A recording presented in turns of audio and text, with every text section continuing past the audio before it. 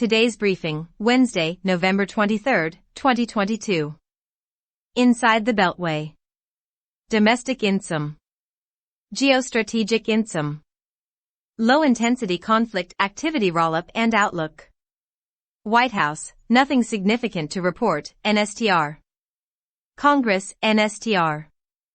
The threat of rail strike will require railroads to secure networks. Congress may step in. Smart Transportation Division will continue negotiations for a contract deal with a deadline of December 8. The Brotherhood of Railroad Signalmen could strike as early as December 5.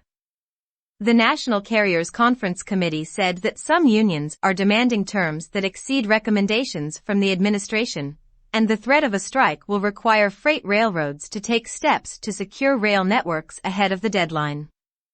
SMART TD President Jeremy Ferguson said that he is skeptical a deal will be made before the deadline and that Congress is likely to step in. RC. Drought cuts into California farm production. A report from the University of California Merced Water Systems Management Lab said that drought conditions in the western U.S. led to 752,000 acres, about half the area of Delaware, of farmland in California going unused in 2022. Most of the unused farmland is in the Central Valley, which produces 40% of nuts and fruits in the United States. According to the report, farmers in California reliant on water from the Colorado River Basin are expecting deep cuts to water allocation next year. RC. California nuclear plant receives federal grant to stay open. The Biden administration has awarded the Pacific Gas and Electric Company a $1.1 billion, about $3 per person in the U.S., grant to keep the Diablo Canyon nuclear plant open past the currently scheduled 2024 and 2025 shutdowns of their last two reactors. The grant is the first from a $6 billion, about $18 per person in the U.S., program introduced this year to aid nuclear power plants at risk of shutdown. RC. Hurricane season, NSTR. Analyst comment. The possibility of a rail strike and second-order effects as soon as December 5 remains the most immediate domestic concern. A strike would increase pressure on already inflated energy and food prices for Americans. Drought conditions in the western U.S. are also likely to negatively impact food prices heading into 2023. Other western states have been given double-digit percentage cuts to allocation from the Colorado River Basin by the Federal Bureau of Reclamation. There could be larger cuts next year after the Supreme Court hears a case brought by the Navajo Nation against the Department of Interior over access to water from the Colorado River. RC. China. Taiwan is the core of China's core interests. During a meeting this morning between China's Minister of Defense Wei Fenghe and U.S. Secretary of Defense Lloyd Austin, Wei stated that Taiwan is at the core of China's core interests, and it was a red line that must not be crossed. Wei added that the resolution of Taiwan is a matter for Chinese people. No external force has the right to interfere. AC. Wei was unusually blunt in his dialogue with Austin on the sideline of a gathering of the Southeast Asian defense chiefs in Cambodia Monday. His words echo similar language from China's President Xi Jinping at the Xi-Biden summit in Indonesia earlier this month.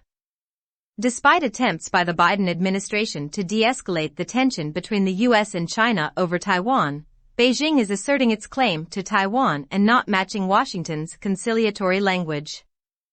U.S. Navy fields new anti-submarine warfare capability. According to a Tuesday press release by Boeing, the high-altitude anti-submarine warfare weapons capability, HAWK, has reached initial operational capability, IOC.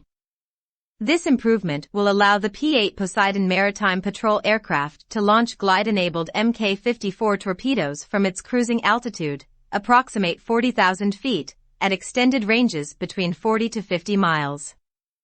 AC. Developing anti-submarine warfare capabilities is key to the Navy maintaining control of the seas.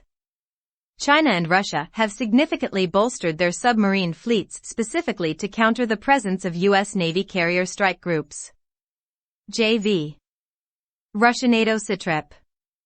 Ukraine TO receive $4.5 billion in economic aid in coming weeks, U.S. Treasury Secretary Janet Yellen said Tuesday that the U.S. would begin disbursement of $4.5 billion in aid money to Ukraine over the next 2 weeks. The funds were approved in September under a stopgap government funding bill and are aimed at supporting Ukraine's core government services. Yellen added that other nations should also accelerate their financial aid to Ukraine. Ukraine's economic and government infrastructure is in tatters after weeks of heavy Russian strikes on Ukraine's energy grid. Efforts to repair damages ahead of the approaching winter weather are underway. Russia is continuing strikes on Ukrainian infrastructure, which will result in severe power shortages throughout the country this winter. Russia urges restraint from Turkey in new Syrian offensive. Russian presidential envoy in Syria, Alexander Lavrentiev, said Tuesday that Turkey should show certain restraint in Syria after Turkey's President Recep Tayyip Erdogan hinted at a new ground offensive against Kurdish militants along the Turkey-Syria border. Lavrentiev expressed hope that our Turkish partners refrain from excessive use of force in Syrian territory after Turkish airstrikes killed and wounded several Syrian soldiers over this past weekend. This morning Erdogan, in a speech before his AK party politicians in parliament, confirmed the new military operations. Germany to withdraw military from Mali UN mission. Germany will withdraw its military forces from Mali no later than May of 2024. According to a government spokesperson. The 10-year mission to support the United Nations MINUSMA operation will be brought to a structured end, according to the official. The decision was made after consultations between German Chancellor Olaf Scholz and coalition partners in the Greens and Liberal FDP political factions. France withdrew from Mali earlier this year after Malian officials asked them to leave. The Malian government was weary of the European Union military forces' inability to aggressively pursue terrorist groups and help maintain peace in Mali's lawless territories. Mali instead has contracted with Russia's Wagner Group to conduct counterterrorism and foreign internal defense operations in the country. Latin America satrap. Bolsonaro officially challenges election results in Brazil. Former Brazilian President Jair Bolsonaro officially challenged last month's election results. Bolsonaro, who has remained silent since the election, filed a formal complaint with election officials on Monday. Brazil's Superior Electoral Court, TSE, had already ratified the election results, but Alexander de Moraes, the Supreme Court justice in charge of the TSE, accepted the complaint saying Bolsonaro's electoral campaign must present a full audit of both rounds of last month's election within 24 hours and the complaint would be rejected. Bolsonaro has a small but committed protest movement that is refusing to accept the election results. The likelihood that Bolsonaro will be able to meet the court requirements is slim, and even slimmer that the court would rule in his favor. The election of Luiz Inácio Lula da Silva is another takeover by the pink wave of socialist parties across Latin America. U.S. in talks with third-party nations to return Venezuelan migrants. According to a Reuters report, the United States is in talks with Mexico and other countries to facilitate the return of Venezuelans to their homeland. A senior U.S. official made the claim in a call with reporters on Tuesday. We don't currently have a relationship with the government of Venezuela, but we do have the capacity to carry out repatriations to Venezuela at the moment, said Acting Assistant Secretary for Border and Immigration Policy, Blas Núñez Neto. China and Indo-Pacific satrap. U.S. Defense Chief concerned about Chinese military's dangerous behavior, U.S. Secretary of Defense Lloyd Austin, at a meeting of ASEAN defense chiefs in Cambodia yesterday, expressed concern over what he termed dangerous Chinese military action in the vicinity of Taiwan. Austin went on to say both China and the U.S. needed to improve crisis communications to avoid an accident or unintended conflict in the region. Communications between China and the U.S. have been frozen for the last 6 months, mainly because of U.S. congressional visits to Taiwan, which China viewed as provocations. Relations between the two countries continued to sour after the Biden administration imposed sanctions on the transfer of semiconductor manufacturing technology to China last month. Expect tension to continue increasing between China and the US as no diplomatic path to resolving conflicting interests is in sight. Protests and violence break out at China FOXCONN plant. According to a report from Reuters corroborated by social media footage, hundreds of workers at a FOXCONN's flagship iPhone plant in Zhengzhou City are rioting and fighting with state security forces. Video uploaded to social media sites showed workers smashing surveillance cameras and windows and fighting with security personnel in white hazmat suits. Protests began early on Wednesday after FOXCONN announced a plan to delay bonus payments. Protesters were also reportedly upset over being forced to share dormitories with fellow workers who had tested positive for COVID-19. China's PLA-N concludes 180-day underway. China's People's Liberation Army, Navy, completed 180 days, about 6 months, of continuous freedom of navigation and anti-piracy operations as well as developing and practicing blue water Navy skills. The 41st Naval Escort Task Force completed its deployment without any port visits. During the deployment, the vessels conducted replenishments at sea, navigation training, commercial vessel escorts, and live fire exercises. All these functional areas are critical to an operationally capable blue water Navy. Conducting a 180-day underway deployment is extremely rare for the U.S. Navy. This demonstrates China's global expeditionary reach, a focus on warfighting, and an emphasis on hardening its military in ways that its primary adversaries are not. JV. Upcoming event calendar. Flagstaff, Arizona. Size, TBD.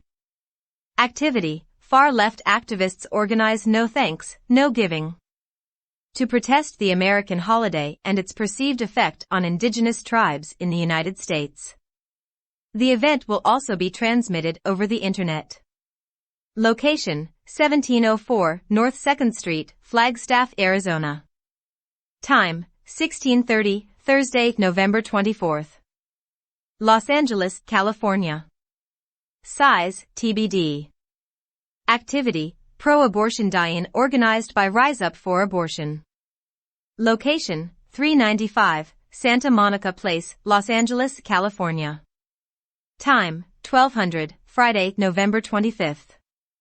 Denver, Colorado. Size, TBD. Activity, far-left activists plan fundraiser for victims of Club Q shooting. Denver Democratic Socialists of America and local shop Bread and Roses Law coordinate the fundraiser together at 2 separate locations. Location, 3742, Morrison Road, Denver, Colorado, and 525, Santa Fe Drive, Denver, Colorado. Time, 1700, Saturday, November 26th. Clearwater, Florida. Size, TBD. Activity, pro-abortion rally. Location, 28960, U.S. Highway 19, North Clearwater, Florida.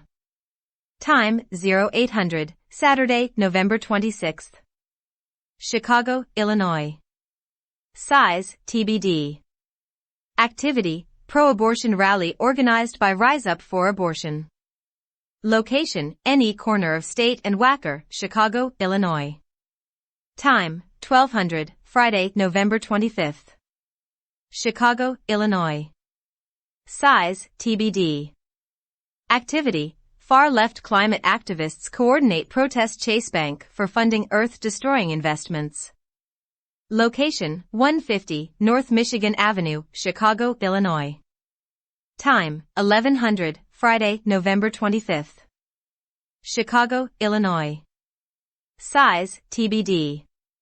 Activity, far-left activists plan to protest detention of migrant children in Chicago. Location, P.O. Box Collective, 6900, North Glenwood Avenue, Chicago, Illinois. Time, 1700, Friday, November 26th. 21 to 23 November, Community Court Support, Antifa, Lonesdale Park, Portland, Oregon. November 25th, Make Amazon Pay Day of Action Strike, Our Revolution, nationwide. End report.